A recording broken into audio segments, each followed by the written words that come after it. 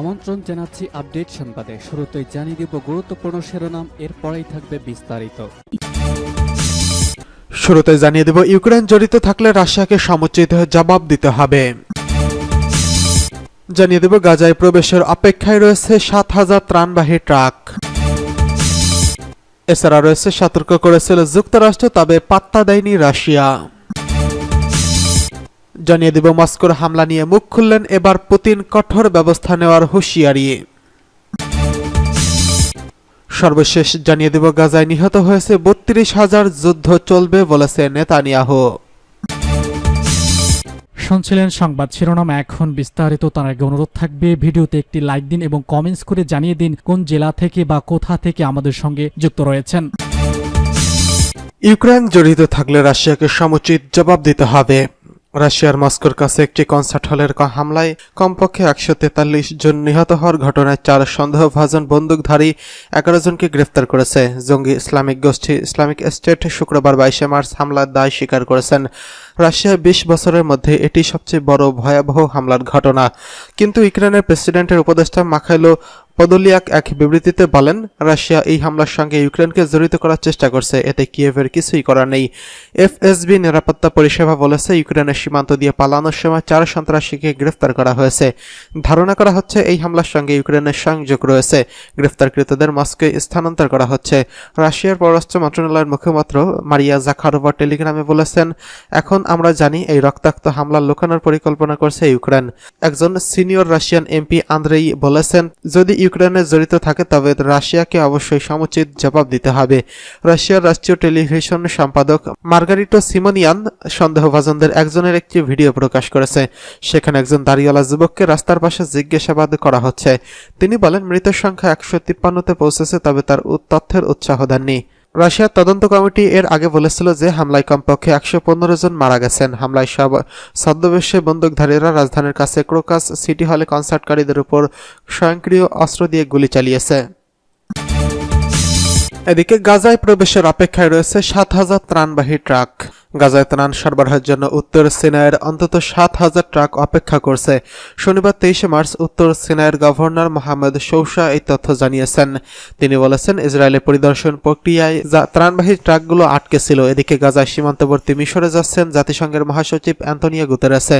সেখানে তার সঙ্গে থাকবেন মৌসা।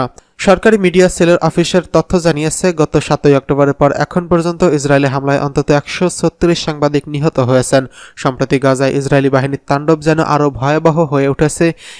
এরই মধ্যে সেখানে ৩২,০০০-এরও বেশি ফিলিস্তিনিকে হত্যা করেছে ইসরায়েলি সৈন্যরা, যার মধ্যে অধিকাংশই নারী ও শিশু।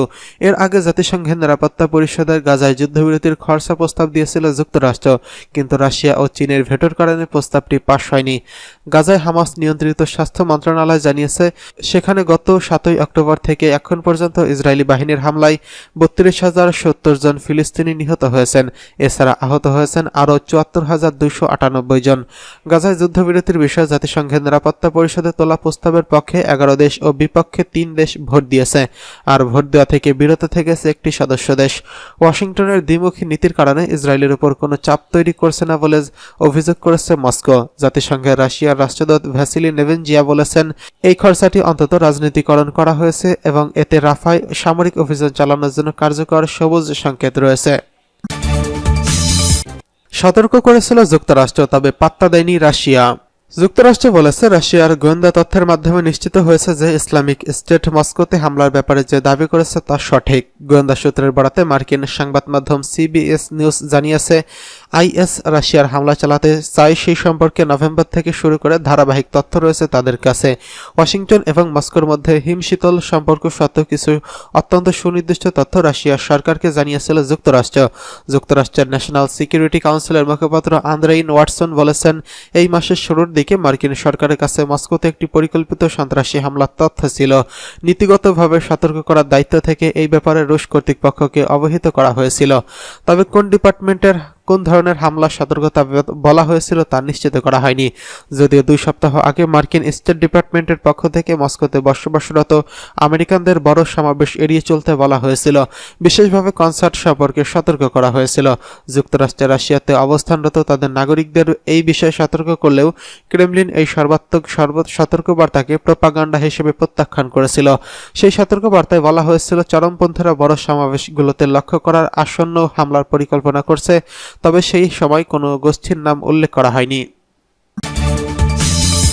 এদিকে মস্কোর হামলা নিয়ে মুখ খুললেন পুতিন, কঠোর ব্যবস্থা নেওয়ার হুঁশিয়ারি। রাশিয়ার রাজধানী মস্কোর একটি কনসার্ট হলে হামলার ঘটনা নিয়ে মুখ খুলেছেন দেশটির প্রেসিডেন্ট ভ্লাদিমির পুতিন।